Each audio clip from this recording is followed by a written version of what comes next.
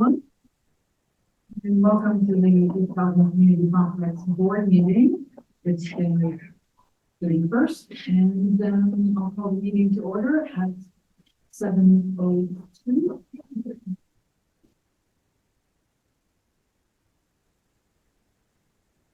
So we begin, so again, welcome everyone, and I want to highlight that the meeting is being convened, so it is possible to watch it on the YouTube channel. Next on the agenda, or confirm the agenda, and there is an addition for board members to consider. We received correspondence from the AMA FHA. So, any comments or questions on the agenda or the addition?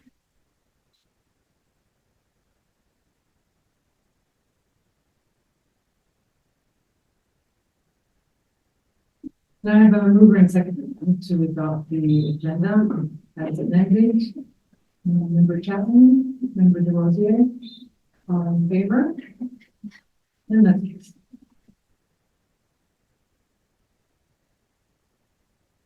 Next on the agenda, declaration of pecuniary interest.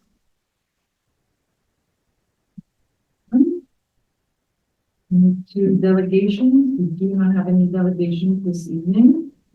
So we will move to the approval of previous minutes. We are considering the minutes from September 28th, 2023. Any errors or omissions? Seeing none, the resolution.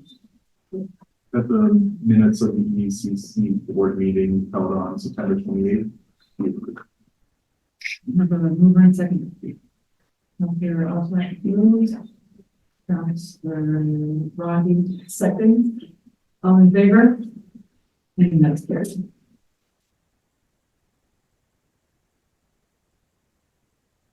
Next is action items. So we will begin with the correspondence that we received from the Online Coffee Association. And this was regarding employment. I think everybody has had a chance to review that. Members want to speak to this item?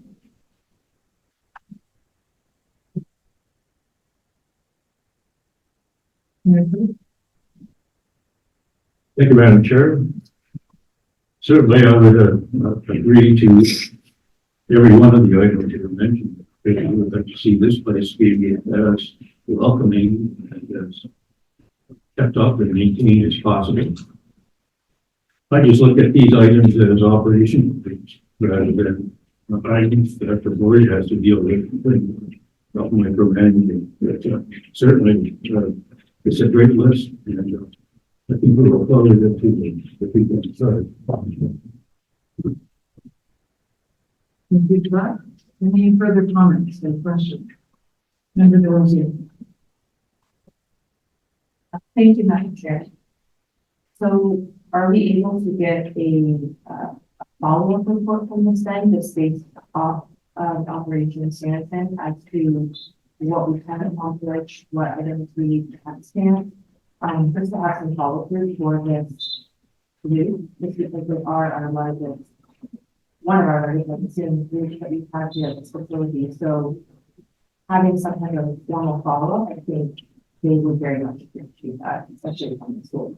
Thank you for that suggestions. Other comments or questions? It seems reasonable looking at staff. Certainly, Madam Chair, that's the direction of the board. We can certainly do that. I would have one comment to the board that this letter wasn't unexpected to us. We had reason to believe something like this is coming. With the new Parks and Rec manager that was hired by the town of Elmer, we actually were soliciting people's major lists to come in and meet with us. We had a very successful meeting with the Elmer Minor Ball Association. With them, we asked them to bring in their master list and actually sit down. So I suspect that Elmer Minor Hockey got wind of that meeting and also wanted to be first and foremost in front of our Parks and Rec. So happy to facilitate that meeting. And of course, we can report back. I can say that after the meeting that we had with Elmer Meyer Ball, sort of half some of the operational issues out, like America suggested, that we then went forward to a committee that we have at town to discuss some of the larger ticket items that certainly weren't operational and had some budgetary impacts. I see, really no reason we couldn't follow that same process with the board. I think Councilor Berger agreed that was a very successful way to handle things, and she really won't take that as well. Great opportunity. Member Chapman. There's some items on here that would fall into what we were talking about with minor ball, which is sound system instead of the old current one. It shouldn't just fall on the EECC to provide all of these things. If these are the things that they're demanding, there should be a partnership, and the ball are willing to be fundraising to get some of the things that they're looking for. And I think that that should be something that we're asking of the hockey teams as well. That if there's specific items that they want, they should be contributed.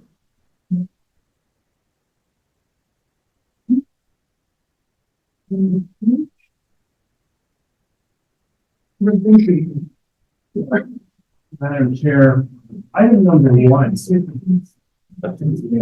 Microphone, thank you. And it's on. Item number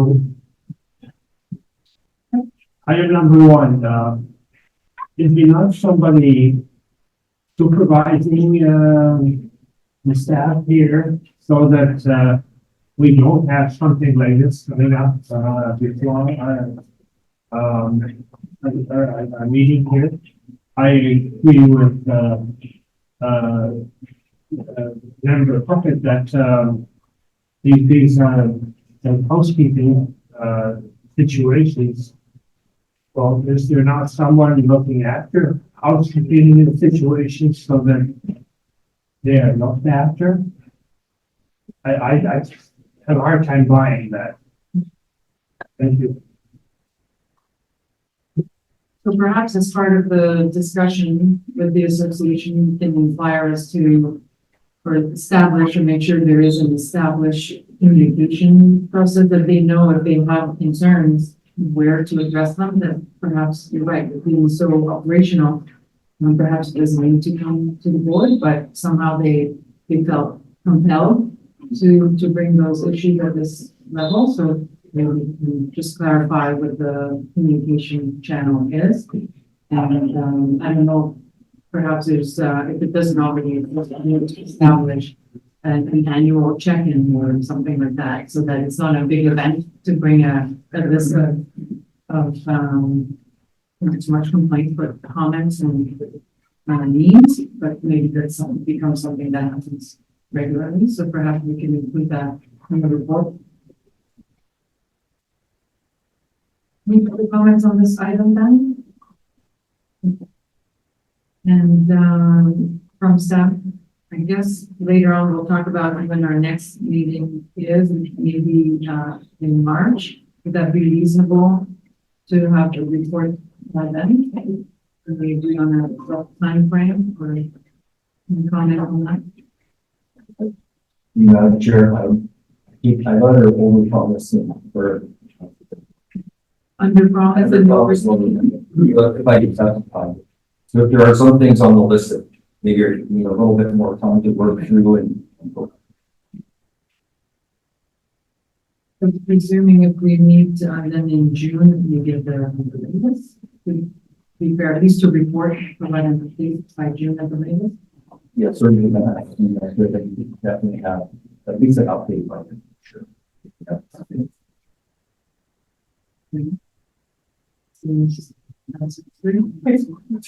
So everyone, yes, it's hard to tell if it's on the call. Any other questions or? So you need to capture all that. That the correspondence from the Elmer Minor Hockey Association regarding the EECC complaints be received for information, and that the board directs staff to provide a follow-up report on the correspondence by the June meeting of the EECC. Mover and seconder. Anderson, mover Linder seconds. All in favor?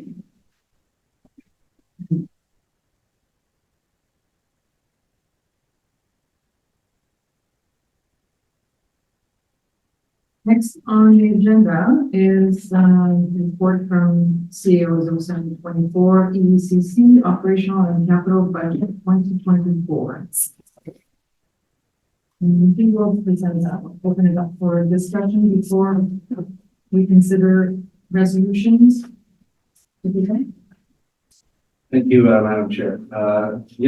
Just at a high level, before you is the operational and the capital draft budgets. They were circulated to both member municipalities in 2023. Subsequently, there was two meetings in January with municipal administration to discuss and try to find efficiencies or deferrals for the 2024 capital in particular. And with that, I'll pass it off to Heather and off to present it.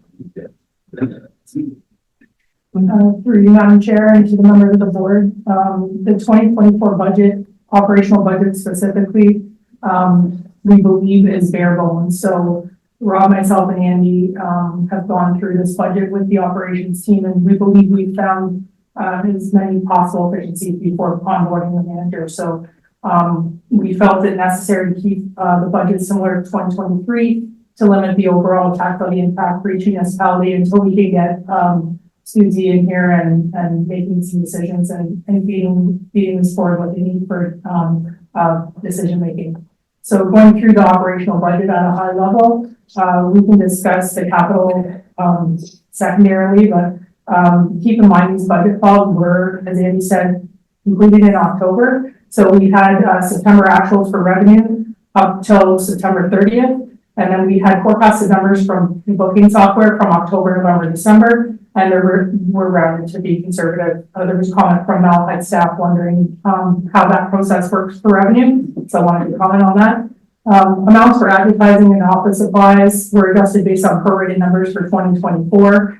Similarly, the janitorial supplies, snow removal, gas, oil were also adjusted. And based on prorated trends and the RFP incomes for that.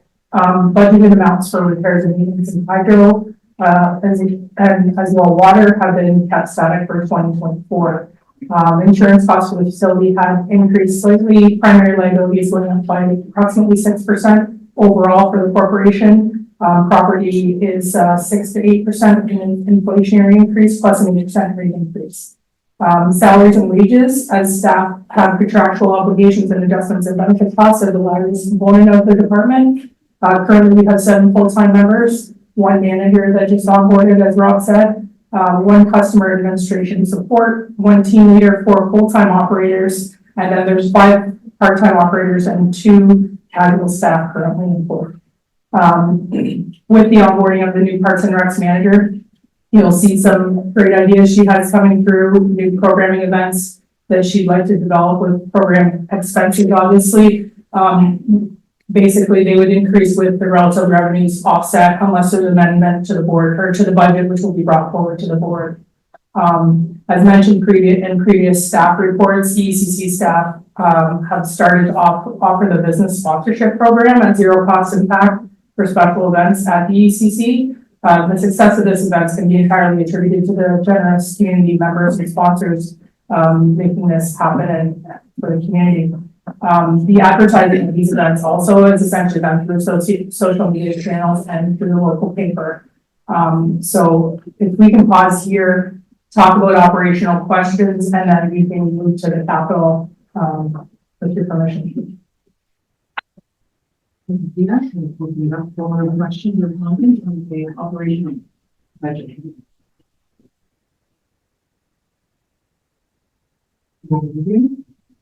Thank you, Madam Chair. I just see that there is correspondence from the CF regarding the operational budget. And are we looking as a board to have these concerns and answers before we move forward with operational budget, or what are the intent of the correspondence included on the video? Mr. Diaz? Mr. Diaz, we want to comment on the things that are in those comments. The first one he's provided was again commentary with regard to just staff analysis of the reports, and it's more or less to bring forward commentary questions that may arise from council in terms of analyzing what's brought forward. So it may be likely best addressed by staff administrator here with that regard.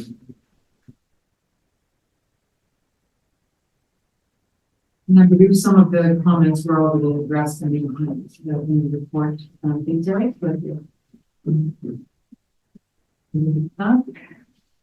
any further comments or questions? Member Leach?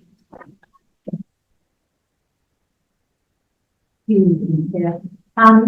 we have a final actual current year for 2023 total of general expenses and revenue? I have preliminary numbers, through you, Madam Chair, to, Member Leach.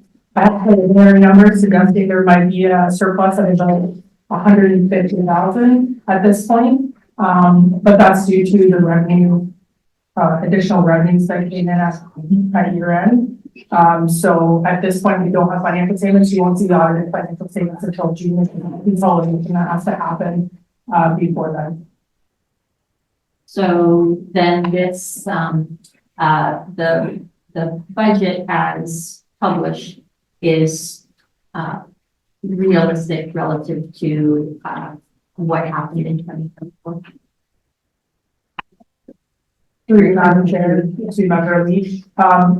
Yeah, this budget is basically changed by $26,000. The expenses we left the same because, as I said, these guys could, move by a chair without Ron and I and Andy looking at it to make sure it was necessary. We want to make sure that these expenditures are necessary.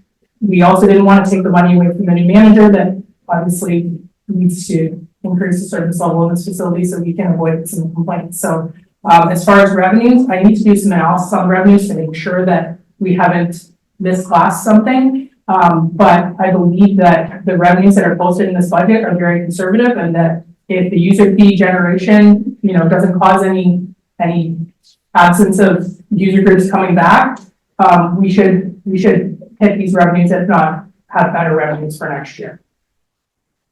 Thank you. Mr. Johnson?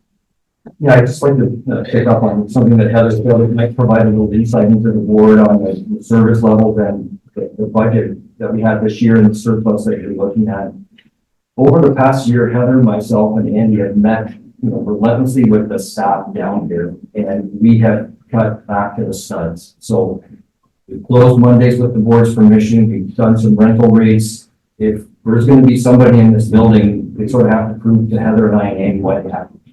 So we've cut kind of back. In my estimation, you can't cut, this would be probably the base level budget that the board should really consider as kind of base. Any further cuts, and we looked at a couple, I think you're going to see some substantial impact to service levels, just not the ones we've seen from minor hockey. So truly, we really focused on trying to tighten up the budget this year and get this operational budget as tight as we can. If staff kind of had to prove to us that there was a reason for somebody to be here before we put them in the room. So I'm really satisfied with the budget. I suspect moving forward with these service levels, and what we don't want to see is, the board is entirely focused on the budget until the first service level complaint comes in, and then the pendulum swings the other way, and then the next budget report comes in and we swing back and forth. We want to avoid that for sure. I suspect, though, we're going to have to up our service levels a little bit. Somebody is expecting it. I think we should deliver it, but it will come at a bit of an expense to get some stuff done. But that's what I think we want the new manager to go through, go back to the board, sitting beside minor hockey, they can make their case to the board, staff can give the board the implications, and we can get it dovetailed into a budget. But this year, as Heather said, it worked. We changed the rates. You know, we sent a rental rate letter out to the people about summer ice, and really crafted it, tried to explain our position. I want to thank Mayor Shigere and Mayor Cookett for, giving it a once over, try to explain our position. We had very little feedback. I think we did a good job explaining some of that stuff and the reasoning behind it, and we've implemented those changes. So I'm very pleased with the operational budget that's before the board. Can you go to tell us a little bit more about the new mentor? I don't think we read or anything about her. Now, the more you talk about all this potential, and sorry if we can go off the agenda a little bit, just in terms of her profile and what she'll be bringing. You can. Yeah. I think she's going to be a good addition to what we need. We tried to look at our team, figure out what pieces of the puzzle were missing. I think trying to go those steps, there's no sense repeating myself or repeating Heather. There's no sense getting another, sample pepper. And I know we've got a lot of technical strengths. We need some programming. I think she brings a lot to the table there on programming. I think the board will be very pleased with the skills that she brings. She brings a wealth of experience with the team from her former position. So we're gonna benefit from that. I don't want to swamp her right out of the gates. But I think I expect to be here at the next meeting, and I think the board member will be pleased with Perfect. That's probably a good idea. Yeah, wonderful. Further questions or comments from the operational budget?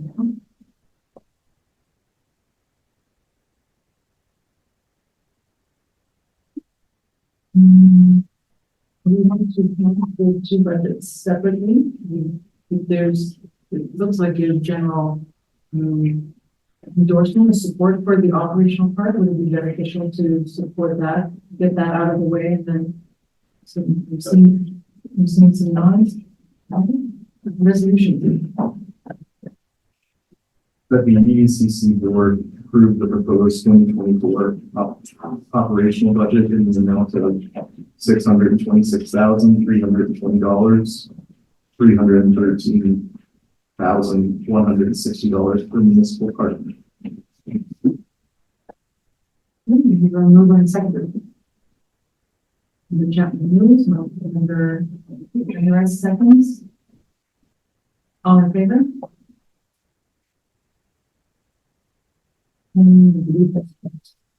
Thank you.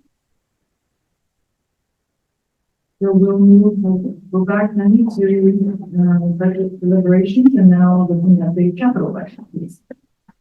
Thank you, Madam Chair. So this capital budget in front of you has been consolidated from the facility condition assessment that was presented to the board last fall. We organized it the way that Member Leach had suggested, I think last year, with the furniture and equipment, building, mechanical, similarly to the facility condition assessment. There were two items that we moved for the infrared heaters from the facility condition assessment because we heard that they had failed, which I highlighted in orange in 2025 and 2026. One item, we moved out incremental heating unit for the office into 2025, which I also highlighted orange. Everything else should match the facility condition assessment in some sort of capacity. The verbiage is different, purely because we wanted to be able to roll to the prior year. So $2.4 million is proposed basically from the facility condition assessment. The itemized list is in front of you. And if you'd like to go through each one and have a discussion, we can refer back to the facility condition assessment that was done last year. And we would just like to have some sort of finalization from this board in order to put forth the capital budget towards each municipalities for approval. Thank you. We'll open it up for, maybe for general comments or questions to start. If there are any, and then we can always look at specific items. Next. Questions, comments? Gordon. Thank you, Chair. Looking at this list, are these prices from the assessment report? Is that when you use prices, the estimates? Some of them seem very high. I'm looking at these, the interior finishes ceiling, is that the whole building or one room in particular? Or, no, $50,000 almost. You know, the ceiling, the interior hall, the vents, ventilation, they're peeling that again. Ethanol plant, federal meeting in there. It's kind of embarrassing that people are playing them all out. I don't know why those aren't kept up, but that's just something I like to see. I don't know, I need some explanation for this. Some of the stuff, especially the high tech ones. We can maybe go through each one like that. I mean, I'd like to.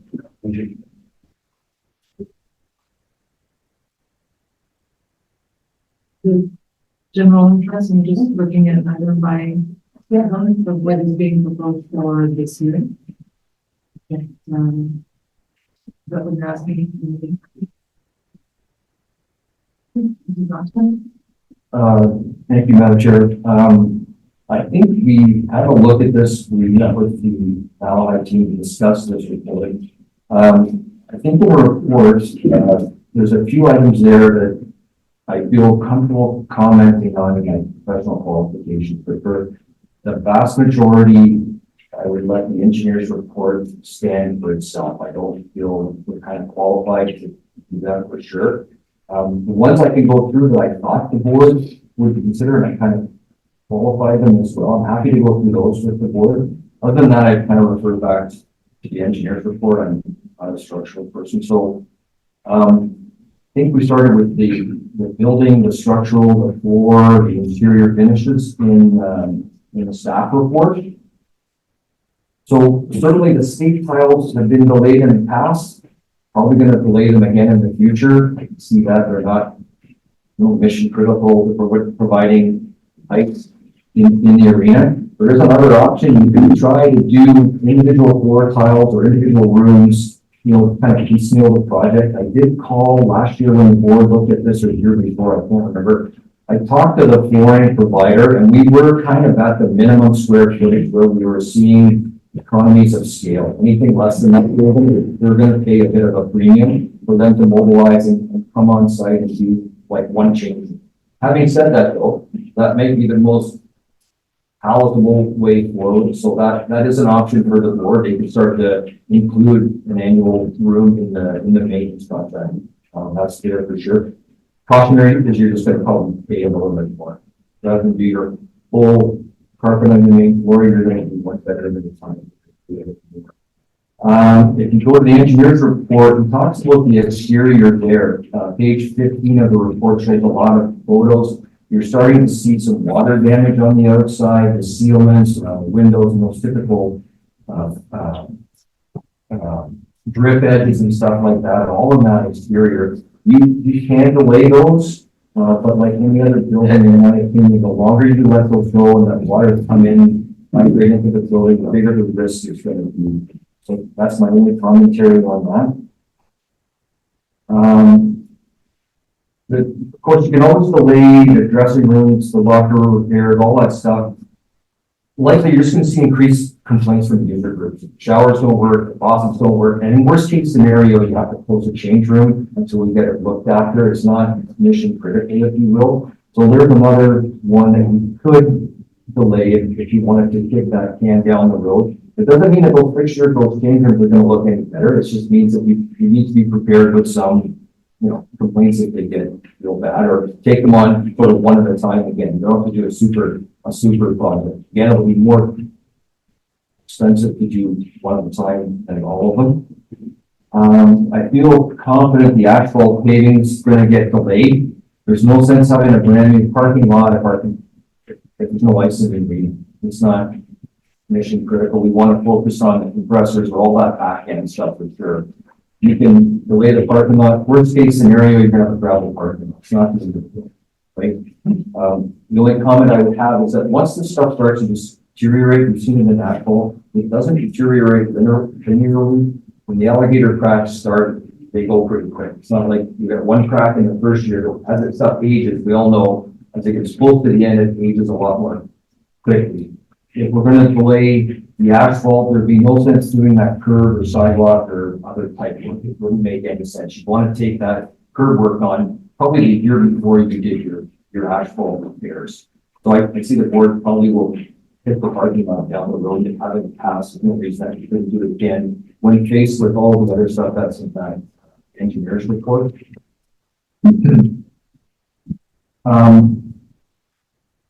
This bus slab sidewalks are starting to show some wear and tear, potential trip hazards. You could deploy those techniques that you see on the sidewalks in any town. You take out a slab, they put asphalt back in, you could grind it off, you could raise the slab. All of those are ugly, but they're perfectly acceptable. Depends on what you want to see at your meeting. But those are all options, and again, those aren't mission critical to the IT hardware sound. So if you look out there, there's big speakers in each one of the arenas. There's also an additional set of speakers for all of the fans in that area.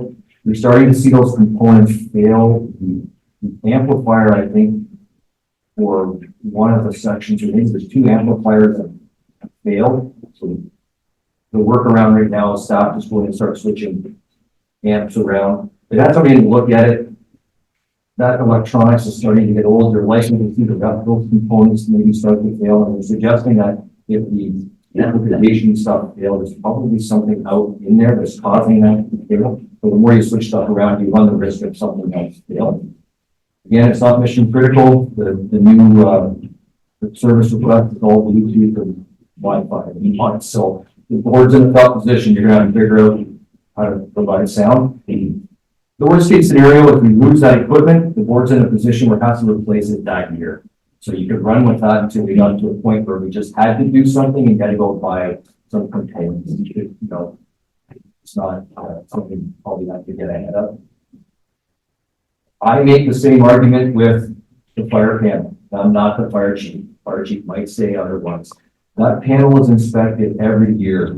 So if the panel inspector person comes in and we hear that this is going to fail this year, you need to do it right now, staff. And the board's in a position it's going to have to do it. Like otherwise, you're probably going to get orders from the fire chief. But if you want to keep playing that risk every year, just wait till it fails. That's probably an acceptable way to do it. They are starting to get communication failures on it now and a few more call-outs, but it is inspected every year. Worst case scenario in my mind is that it fails, they issue orders. Maybe I put on a fire watch or something. I don't know. I'm not the fire chief. I'm just everything.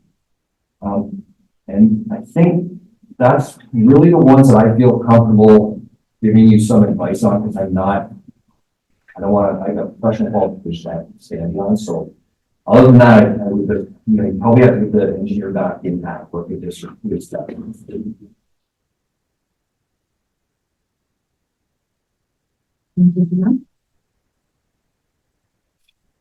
Further questions or comments?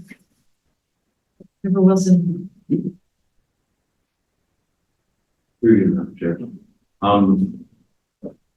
I'm new to the board, so I'm just curious as to how many of these sort of big ticket items are from past being kicked down the road versus how many of these were like just found out.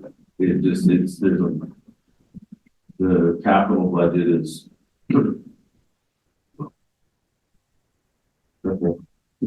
like it's double the budget for the rest of the stuff. So it's just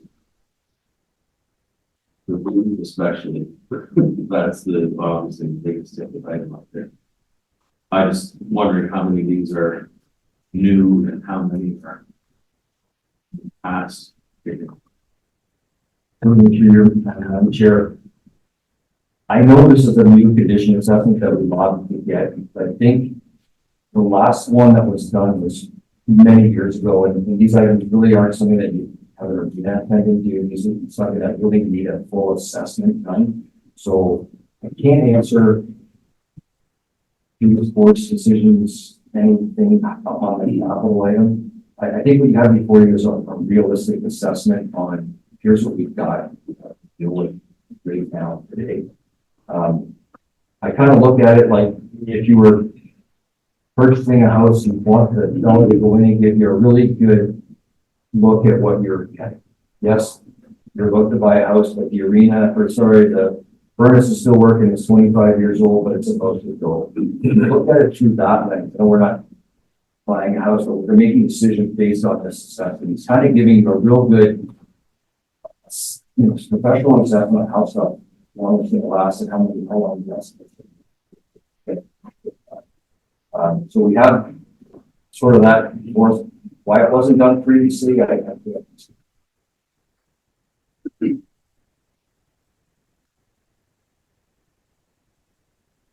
Lewis?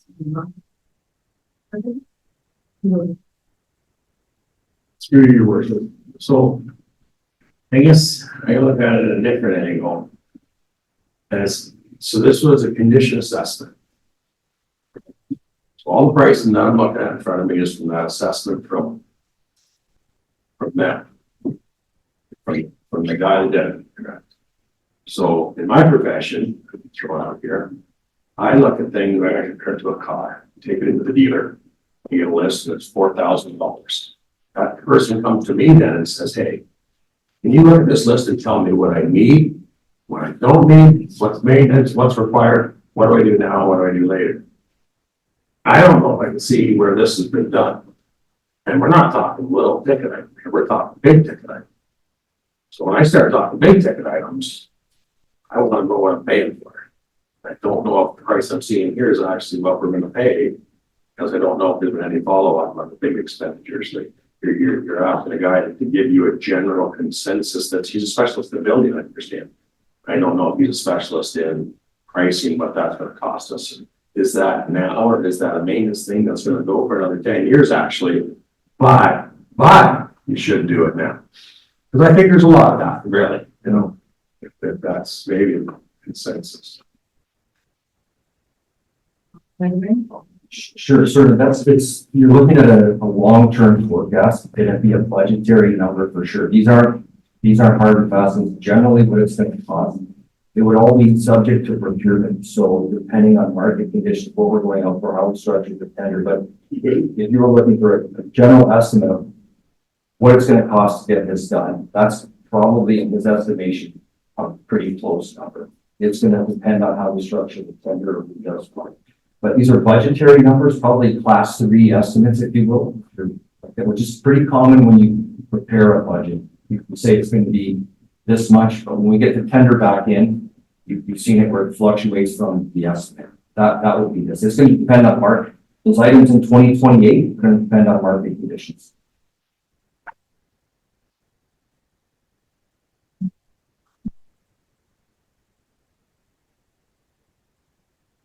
Thank you, Madam Chair. I have a question, I guess, to start. This building is built, I think, a lot of grant funding. Is there any grants available for a degrading building of this age? I'm going to have a question or a comment after that. I guess it's been. Can you address that first? Just because I know Josh was dealing with it before he was gone, we have applied for significant green initiatives grant for this building for most of the HVAC system. We keep on following up with the government, and it's been well over a year now since we applied, and they have no updates yet. We know some of these grant opportunities are very high demand right now. There's so few renewable or efficiency grants available for municipalities to pursue that it's actually quite competitive. So that's part of the reason why we haven't heard back. And we previously applied for a grant for the parking lot that we were unsuccessful in. So we do keep on trying and we keep our finger on the pulse of grants. A lot of, I'd say a lot of recreation facilities have been successful in grant applications when they do significant upgrades to the building. So replacing like for like is not sexy in a grant application. They want to see you adding an elevator. They want to see you doing accessibility upgrades or adding a new type of play structure or something. That's what really excites them. And when you group the new stuff in with the old stuff, you're a bit more successful. So trying to replace an aging infrastructure, it can be a challenge, but we are keeping on top of them. We check every couple of months on that huge grant for the HVAC system. We just haven't gotten any response yet. And my comment is, what happens when we keep pushing all of these big ticket items down to the following years? You keep putting lipstick on pig, so they're not big again. So I know it's hard to bite bullet, but at some point, there's going to need to be some money spent on the building. And where and how, I don't have that. But at some point, something's clear, and something's going to be done. That's the thing.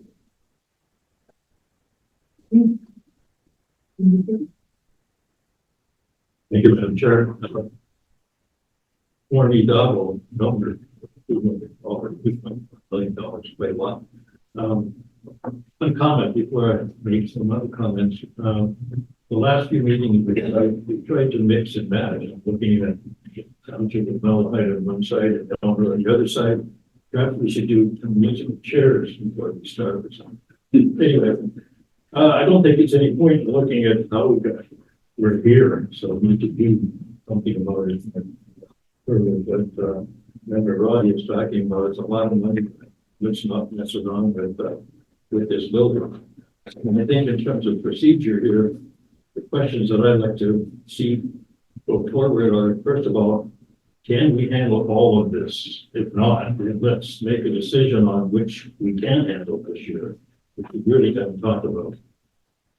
Secondly, if you're concerned with the numbers, all of this goes to tender again, of course, but if you want to look at any particular item in more depth, we can do that. But we're dealing with a budget, which is a malleable number, right? It's a number you set aside and say, this is what we're looking at setting aside. Anyway, I think we should start with, can we handle it all? If not, what can we handle? So, this year. And may clarify, member Crooked, when handle, that would be beyond financially. It sounds like you're talking about just even the feasibility physically of having that many projects. Yeah, I mean, find the money. And the money. There's plenty of money to do that.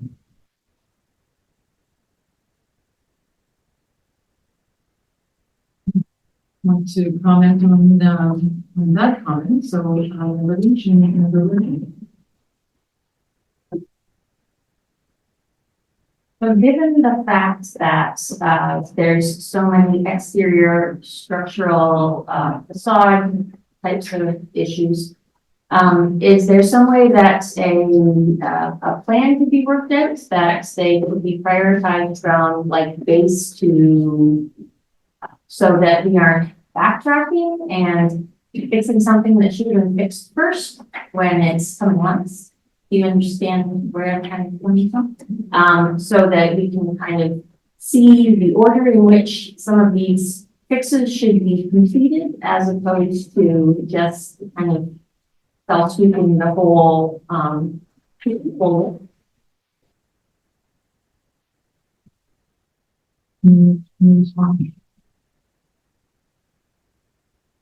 I think that's probably something that we typically do with all of our planners anyway. I think once we sort of do the deep dive and get started on it, so you have something done. Project planning and logistics. Before we replace your windows. Thank you, Chair. Look at that's a lot of money. I realize that things do cost a lot of money. I'm a big believer in on-site view, and I'd like to, probably not everybody wants to go ahead and do it, but I would love to, because we save a lot of money in production if I have a new idea, if we're not getting around here.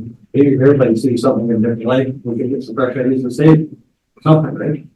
I don't see anything wrong with that, and I would appreciate if we do that. It's up to individuals, but it's really hard for me to spend $260,000 on dressing on the lot, because I don't have what's it. But that's a pretty big deal on it. So that's why I relate my spending, but I'm a part-time chief. It's a lot of money. I'd like to see what we're doing. Just a suggestion, but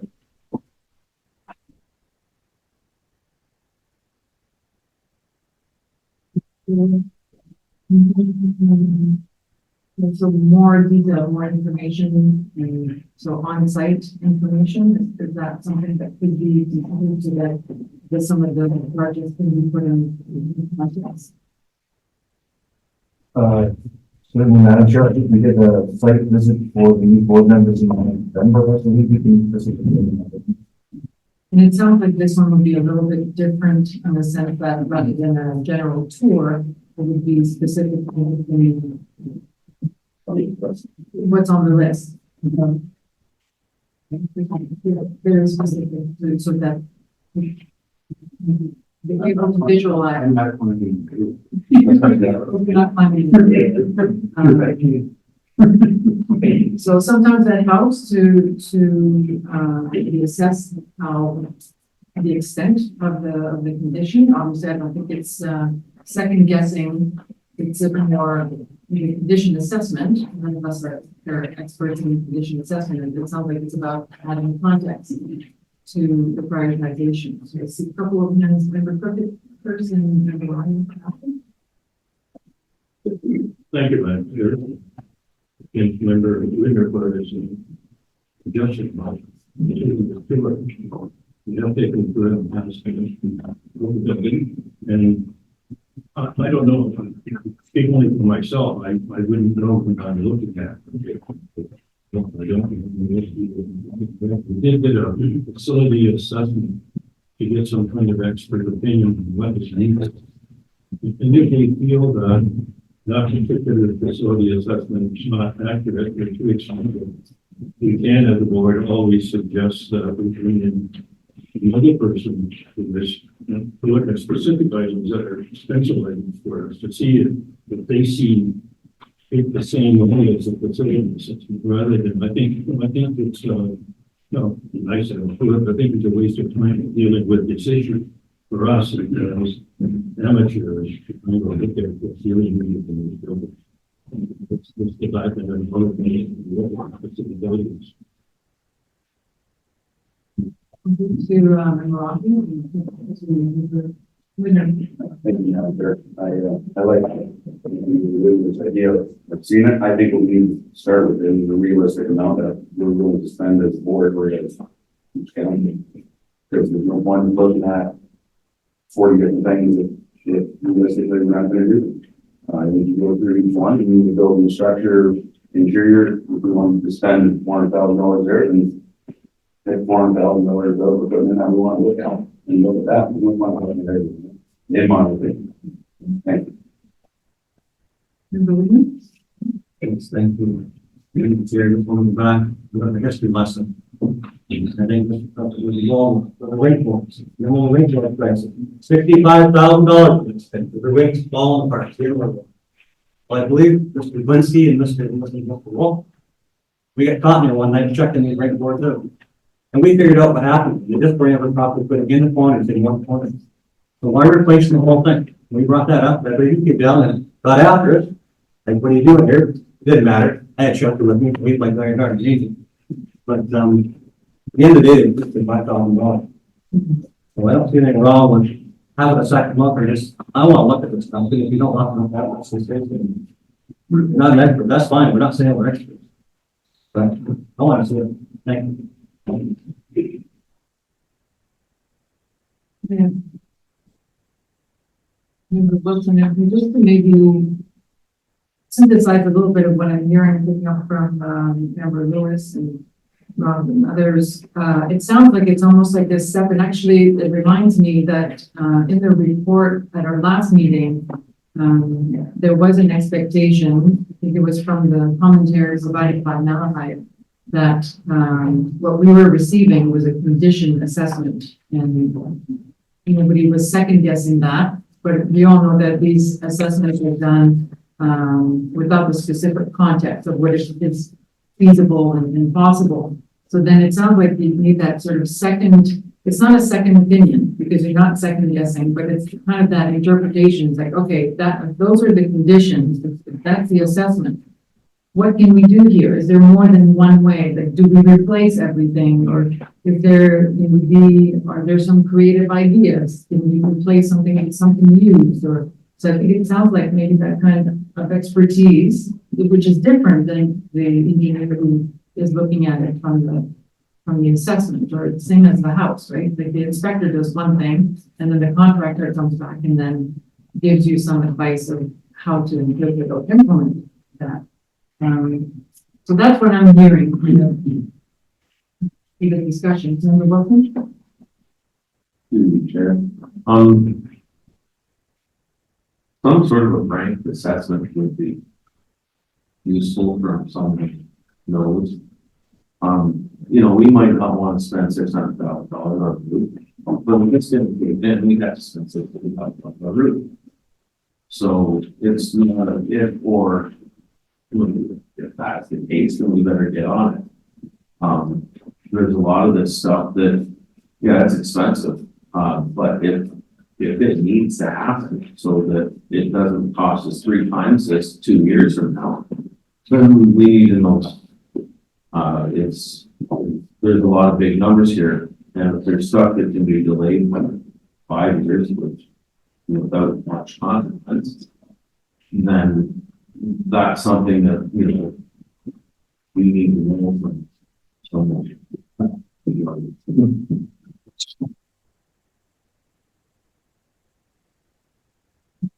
Mr. Bronson? I can clarify those roofs. The low slope roofs are the, also the wall and slide issue out the buildings. We did a tender for low slope roofs this year on the lower building at the view. That's all the pump station, at the station. I know they're cheap. So we put in 600,000 for the low slope roofs. And as explained in the report, if you look on page 22, you'll see it's not the whole roof, but they're pointing out the seams along the way. There's a strip of metal and caulking underneath it, but gets it in between. And they're saying that the standing seam needs to be replaced. For the exact reason that we mentioned, Member Wilson is like, get it now before it gets too late, or saying the standing seam has to be done. Well, I can't confirm that multiple groups are seeing these. Concentrate the windows. Someone.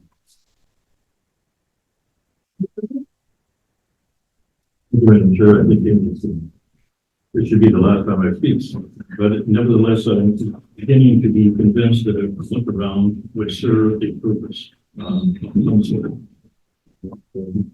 There are 19 items on the list, and I think if we did have a tour, if we could at the same time in some way, as Member Wilson's talking, have some way of ranking these during the year.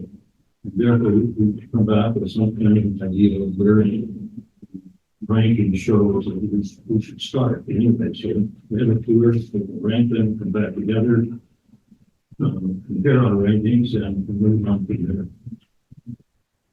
Maybe the ways. We combine that earlier, we have mentioned additional expertise. We combine that. We recommend combining that with, again, somebody else who's not the technical person doing the pure assessment, but someone who kind of helps us plan. Good. Thank you. Sorry. Of course, that's a menu. I don't know what you think if you want to have an expertise along with this, another expert on the tour, but that's up to you. I was looking more at the idea that if we were bulking at a particular item in those 19 that another expert could provide additional information. But at this point, we don't seem to know how much we're going to do. And we don't have any idea what our ranking is. And also, I personally would like to see the ranking first. Member Vincent? Madam Mayor, just going along with what, Member Hook had said, we need some kind of ranking. Well, both Elmer and Melhite have building superintendents. And I know when they come around, look at your building, they're not novice. They know damn well what they're looking at, and they don't mind telling you. And, I would say that, the building superintendents from both, areas get together and come up with a ranking for us. So that when we're looking at it, I want to know what the worst thing, I think the worst thing is that most folk proof. But I'm sure there are other things, that are right behind it. And, we only have so many dollars to work with. And if you start with the ones that are on your last leg, like the low flow proof, you fix that. But what's next? How much money do you have for that? How much money do you have for the third and fourth? We need that ranking. I don't think we have to go spend thousands, tens of thousands when we have a consultant. But they can give us a ballpark figure of what their expertise can tell us. And I've looked at them before, and they know what they're doing. Thank you. Mr. Johnson? Yeah, first of all, let me say, I'm happy to have the help, the extra set of eyes. Great idea. Most guys are more familiar with buildings than I am. I would remind you though that prior to this condition assessment, what used to happen is they asked the two building inspectors to walk around. And they were very careful to say, like, the building inspectors, we're not HVAC, we're not compressor people, we're not glycol people. So, unless that's why we're here, but you want to make sure you get the best advice you can get. But have a second set of eyes while we walk around, it's great. All good.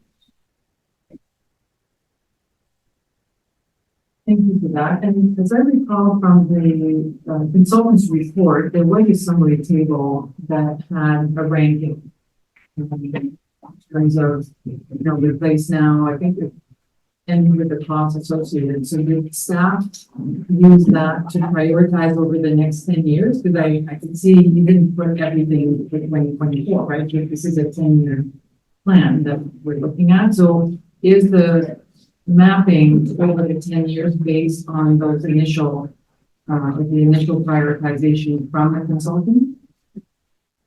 So we took the facility business Madam Chair, and basically just put the numbers in here based on what they had in the condition assessment. The only thing we moved, as I mentioned, was the infrared heaters up because we found out that they actually had failed.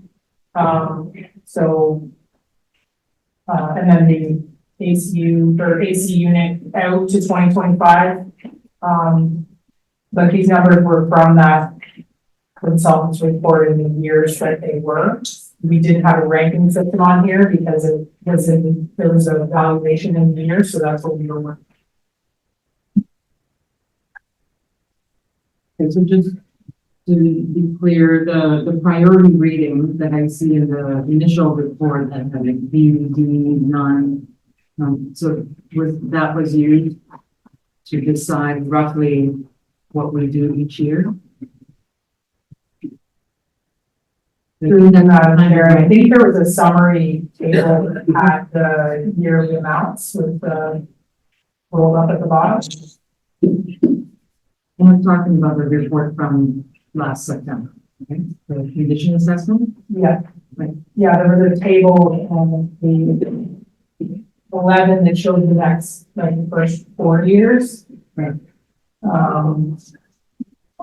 When Terry and I went through the consolidation, we noticed some amounts that were attributed to other sections that we into those respective years, but for the most part, it was a front end loaded facility commission assessment at 2.8 million, I think. So yeah, the 2.4 in front of you is the consolidated number from that assessment.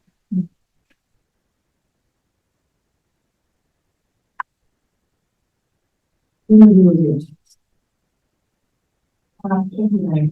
I just have a question for Rob. I think he has the slate assessment plan, but that, regarding the slow flow roof, is that flat roof? There's one building, you know, it's really blocking, but number of them around the buildings. With pictures in the report. We gotta talk about it. May I ask a follow-up question? So, if I remember the concerns correctly, and I don't have it in front of me, so I can't sound for sure, but it is it's a built out asphalt right now, or is it a modified? The plastic, like what is the roof membrane? Well, I would have to look into that for sure. There's 6 of them around the building. I'd have to find some. Another one is a asphalt. The reason I asked is because obviously different types of roofs have different pricing, so I wanted to know for that price, is that a quote for to replace with the same material, or was it options for a different type of material? Because I know that modified heating is a cheaper option, so I just wanted to know that 604,000, what exactly they were quoting for that. Madam Chair, I would say that would probably be an estimate based on like for like replacement. There's gas lines up there, there's air conditioning units that would have to be as a maintenance location. Imagine it's a budget number, it's not an estimate, it's a budget number. So once you go for tender, you would have to do that in your price that. Okay, so, but it sounds like I think there's recognition that, we can't just keep moving these things, you know, down the road. And we need to look after this asset that we've invested in. But I think there's an interest in increasing our comfort level a little bit because it's a big one for this year. So it sounds like that comfort level could be increased comfort. Maybe not be fully comfortable, but we increase the level of comfort would be achieved through a tour where we would look specifically at, for those who are interested, for members who are interested, we look specifically at the items that are being proposed for this year that have been prioritized, with the assistance of building officials. And maybe a report that would sort of combine the recommendation, pulling out the recommendation from the assessment, you know what I mean, and combining that with what is being proposed and a bit of a rationale as to, you know, why this item has been chosen for this year and prioritized. So then I'm picturing if we can walk around with that, all of that information consolidated, you know, from the capital budget combined with the information from the assessment report. Does that sound like a reasonable approach? We need to learn about that.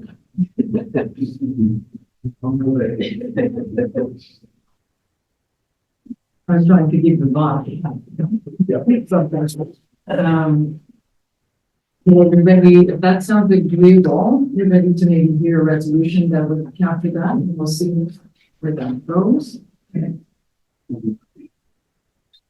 Before you do that, Member Banks. Madam Chair, I'm Steve Sullivan. Not to put more pressure on Rob and the team, but is this something that we can have done by our next meeting? Just looking at the new dates, if we push it off in June for some of this stuff, anything that we approve and we will tender, then it might impact our ability to do it this year. So I'm just wondering, is it realistic that we can have it have this done, have a tour and a report back to council, or back to the board, so for a meeting in March. So, but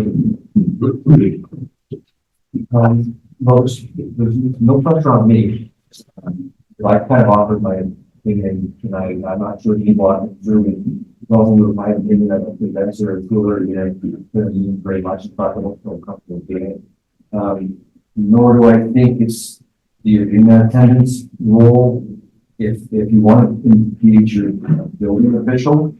But I also think we should be prepared to say, I concur with the engineer. He's not comfortable with saying, here's why. He's going to probably, I'm guessing he's going to defer to the report.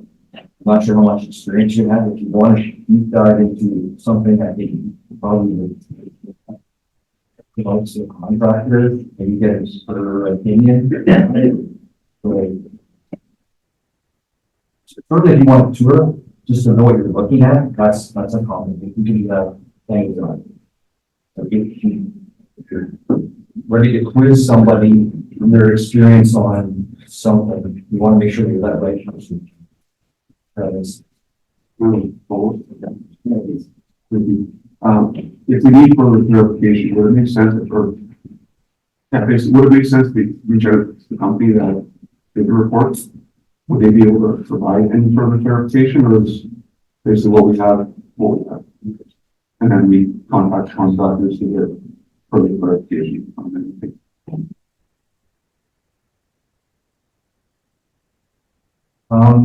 Through you, Madam Chair, I think it depends on what we're looking. We did a walkthrough, engineer's office did an opinion, its time, as, so Lewis said it's get it about lots of minutes. Have a contractor, mechanical, electrical contractor come in, look at it, maybe provide you an estimate at that time.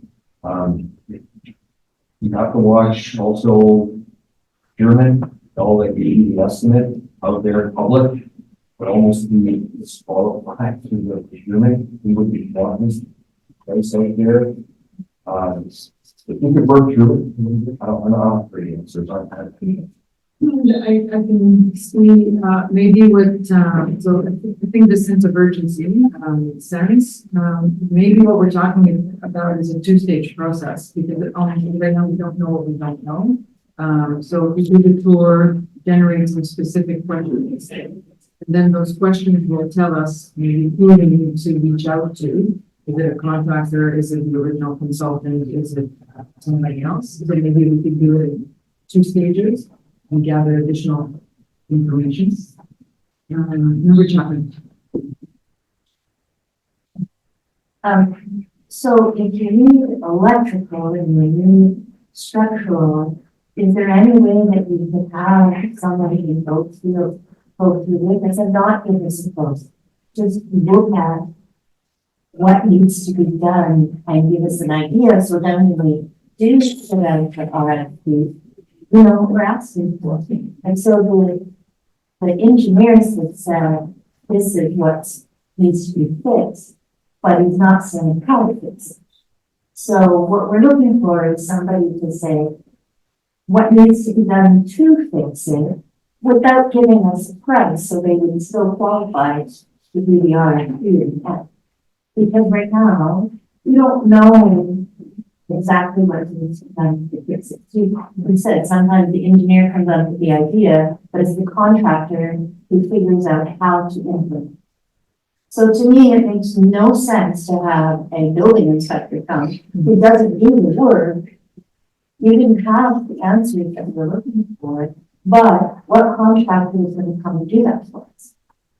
And the other thing is that sometimes contractors tell you things because they want this.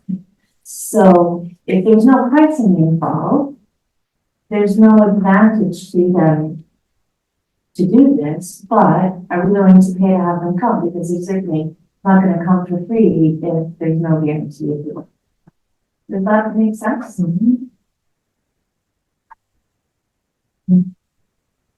No comment, Member Robbie? Thanks, Madam Chair. Is it, like, would it be worth having someone come out and look at everything and say, can we refurbish it do we have to replace it or can we just change some components? There'd be a cost to having that done. I don't think there's any point of having someone come back to the building and look at the stuff that we know is already dated and probably cut them, tell us, yes, that's gonna be $150,000 per place. It'd be nice to have different options. But I don't think there's any point in having anyone spend money to tell us the stuff's not good. We've already done that. We have that information. I think we need to know exactly what it's gonna cost, but I think more importantly, we need to have a better idea of what we're really to spend. No point having someone come over here and look, tell us that the dressing room is gonna cost $240,000 instead of $260,000, if they're not even willing to spend $240,000. I think the money is important. We need to know what we're willing to spend on it, and is it worth having something out? I think it is, and give us the quote, the actual prices of the work, can they be fixed? Refurbished is a different option than just grabbing stuff and throwing it there.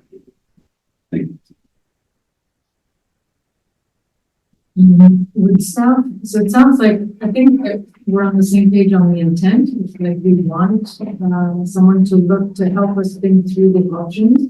We would leave it with staff to decide if we that I think they look would be. It sounds like there are different options. We can leave you with, you know, what we're trying to achieve, and then the how. You can propose the when and, you know, members of that, you want to comment?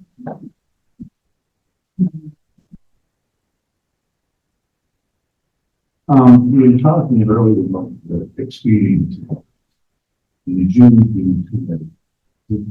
Does that help to move a meeting date earlier? If I, you know, we're sitting there going, oh, this is too late, and then I have to go to the meeting date. It's quite simple.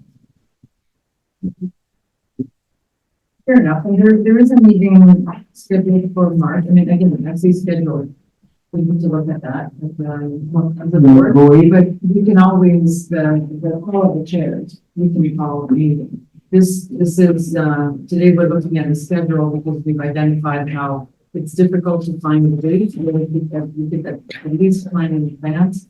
It would be helpful, but it doesn't prevent us from calling a special meeting. Yeah. It's not important. Yeah. Then pick a day and let's go.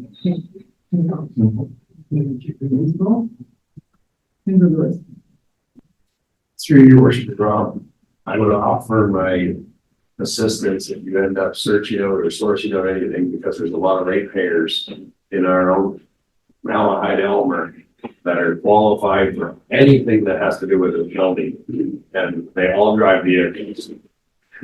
I've done a lot of them personally, so for me to reach out, if there was a plan and a set time, I think there's enough skill in our area that I can reach out and direct you to certain people that would be willing, because we're spending a lot of their tax dollars to upbring their knowledge and present it to us without a problem. I think it would be very easily done. So I would throw that to you, Mr. Johnson, that by all means, please call. Thank you for that. So let's see, and what that would sound like as a resolution. So I will just note, I'm going to include this section on the user voice, which I missed first. It's okay. So that report CAO 087-24 entitled East Sylvan Community Complex proposed capital budget, proposed operating capital budget received information. And that the East Sylvan Community Complex board refer the 2024 capital budget back to staff to revise with consideration of comments at the January 31st meeting. And that the EECC board requests a facilities tour focus on capital items in advance of the next consideration of the 2024 capital budget. And that the EECC board endorsed the 2024 user fees as previously reviewed in September 2023. To the mover and seconder, and then we can discuss any final items and then the user fee if necessary. Now the mover and seconder.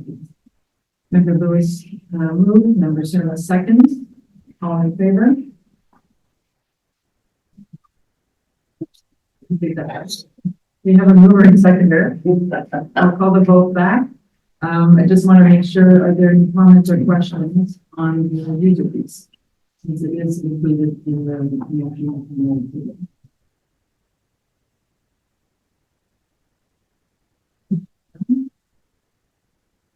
Now, for the vote, those in favor? And that's it. Okay, thank you. Good discussion. So next on the agenda is the proposed meeting schedule. As I mentioned earlier, I think this was discussed even at the last meeting that we should probably set some dates so that it will be easier for everybody to schedule in advance. But of course, it doesn't preclude the chairs from calling a meeting or to cancel a meeting. In other words, adjust the schedule as needed. Any comments or questions on the proposed schedule? Member Geraldine.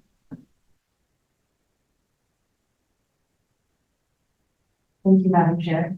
My question was regarding the consistency of the meetings. There seems to be an odd distribution of time frames between meetings. And I'm just wondering why we can't have a more consistent time frame between the meetings, like, you know, in and around 60 days, opposed to 125 days, 42 days, 91 days, 63 days, like it's kind of all over the map. So is that specific, like to some specific person's needs or schedule, or is that just the numbers that were thrown into the hat? Or some other rationale that we might do like that. Jumping out, the comments from staff on the selection of the dates.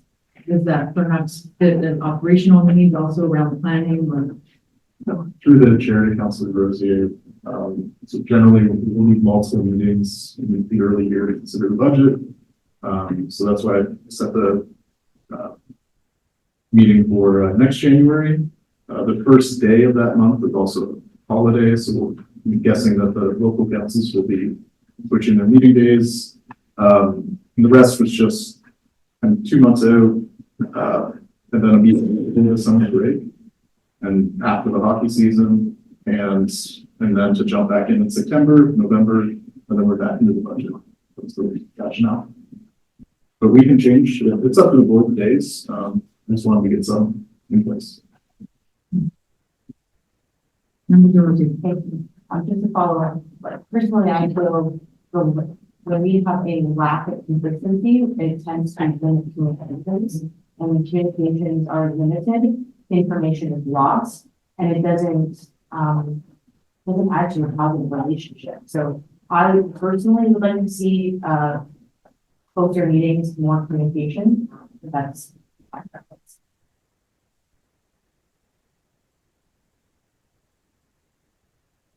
So if something like every 2 months, it almost looks like almost every 2 months, perhaps with the exception of spring and summer. Would that be your recommendation? Maybe 60 days? Yeah, so moving forward, like I said, we had 125 days last meeting. So that was quite a long stretch, and there's a lot of I'll feel a little bit nice to have that communication with the board. And yes, we have one coming up on March 13th, which is 42 days, and then we're 90 days, 90 days. So a little bit more consistency, but that's just my personal preference. So if the board feels that that's not suitable, then I don't need some majority rules. Through the chair, that's actually really what I was trying to achieve with this, is just more consistent things of the board and more predictability throughout the schedule. Another comment. If we have preference to adjust, we can always, for today, we could agree that March, minimum should be the next meeting, and then in March, we consider another schedule, or perhaps we're ready to do that this evening. We just say in principle every 2 months. Other comments, observations on that? Remember those?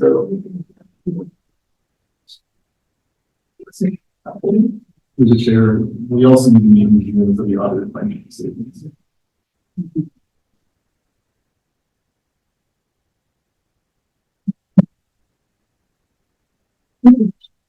Madam Chair, I would like to, second, member negotiations comments because I think that, more frequent communication between this board would definitely encourage better communication. So I'm your thoughts.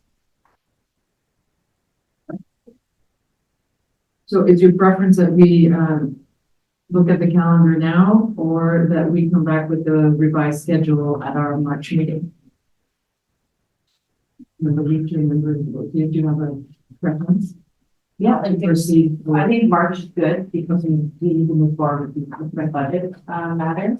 And then a June meeting, if that's necessary, then I would support that, but then maybe if continuing with the 60-day in the July, we're going to be 60 on the July, but just maintaining that more consistent communication between 125 days, like that's acceptable, like that big passion.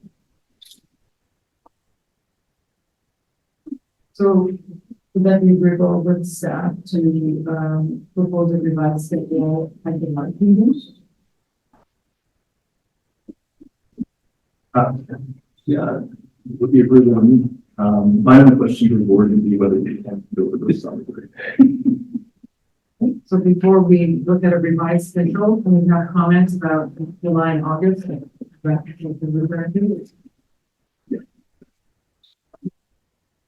Any objection to the meeting in July or August? Or we're trying to avoid, we just need a bit of feedback to get any preference? Member Leach? My comment on the September meeting is, it's not a lot of time if there are issues that come up about hockey season, because hockey is pretty much underway by that point in the year. All decisions have been made by those teams that are planning to use the facility. So any issues that come up around that, that September meeting is really made to discuss any of the issues that have come up with the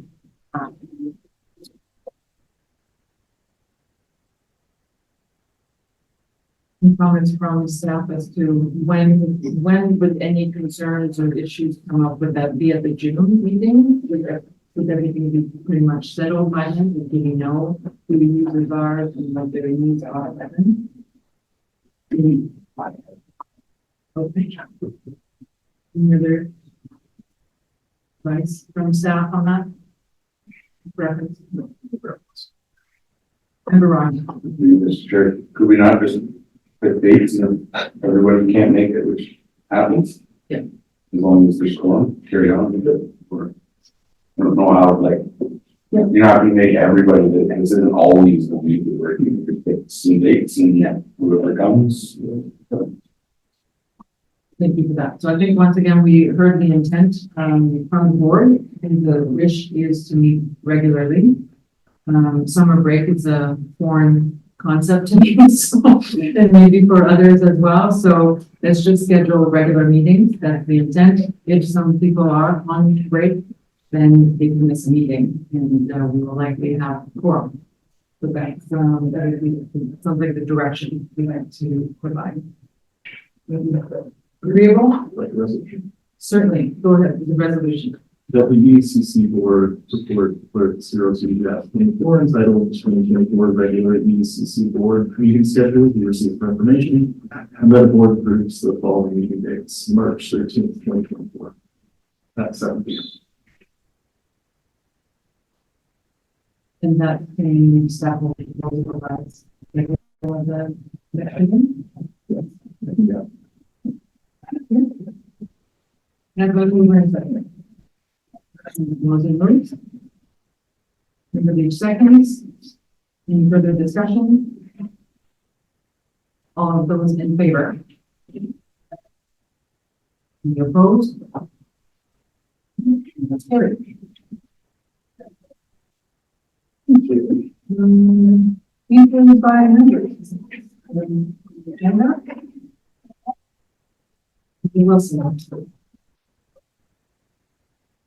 How long we having the tour and then rankings up in February?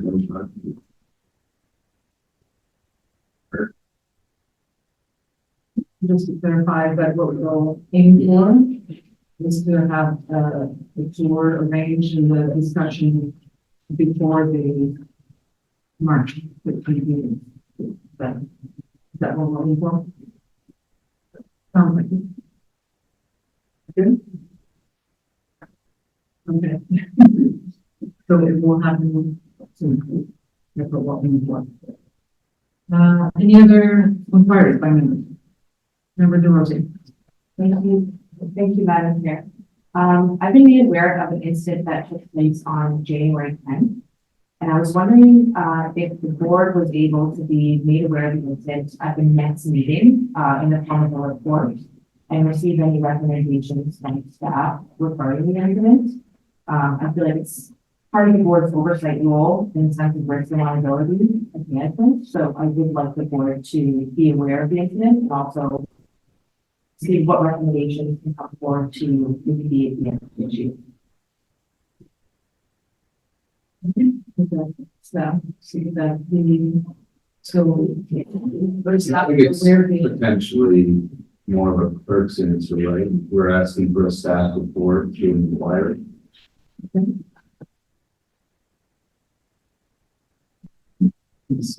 Councilor Rosie would like to form that interest in the motion and that will, of course, be brought forward. This section of the agenda is for general inquiry, so we can respond to general inquiry, but the motion for a new report isn't usually raised at this section of the agenda. That is correct. I'm not sure what. It's weird what I do with that. If I don't see notices of motion in here, there's one application in here. And where do I do that?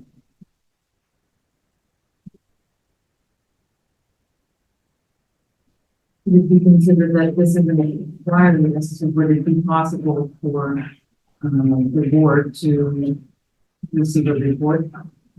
With recommendation?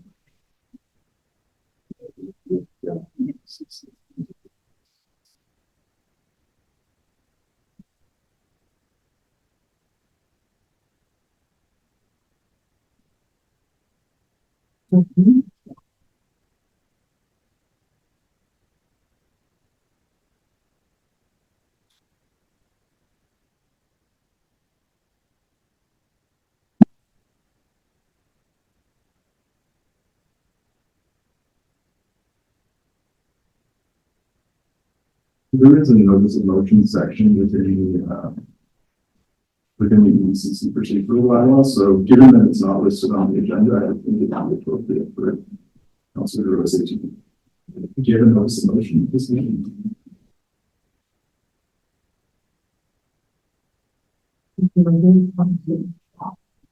On the fly, I don't know if I can do that. It's quickly going to kind of one probably based on the information maybe, not do that. Through the chair, I can certainly prepare a motion, but just you know what the issue is, or are we able to say that, or Or just and that we may not need that, but this with the motion work, that the EECC board refer confidential inquiry by Councilor DeRosier to the EECC administrator for potential report at a future meeting of the EECC.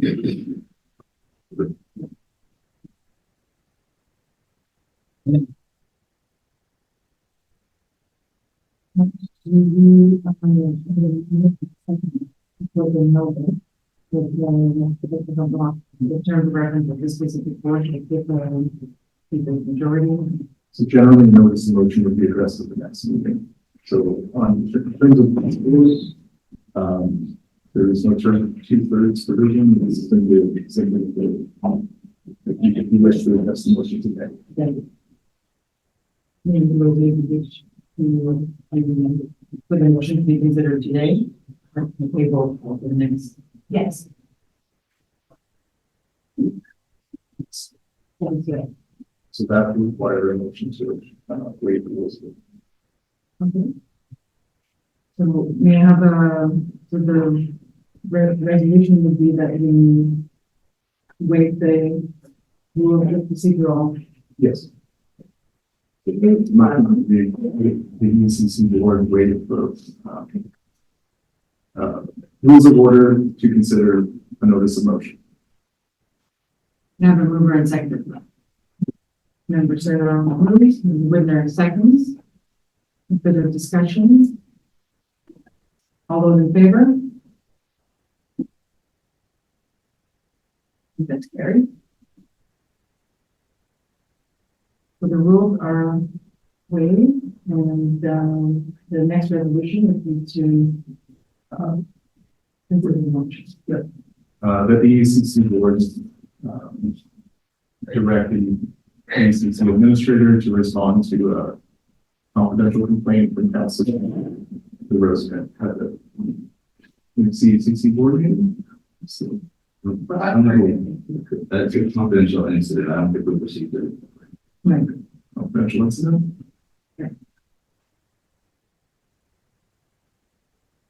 That the board be made aware of the incident report and the recommendations, be shared with the board. We have a mover and seconder. And we move in the chapter in second. Any further discussion? All those in favor? And that's carried. All right, any further inquiries? We need a motion to resume the procedural.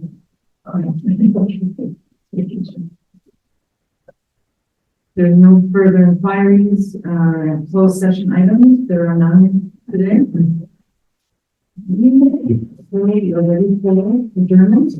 Member mover and second. Member Ryan, member Cerna, second. All those in favor? And that's carried. Thank you very much. We will see you in March.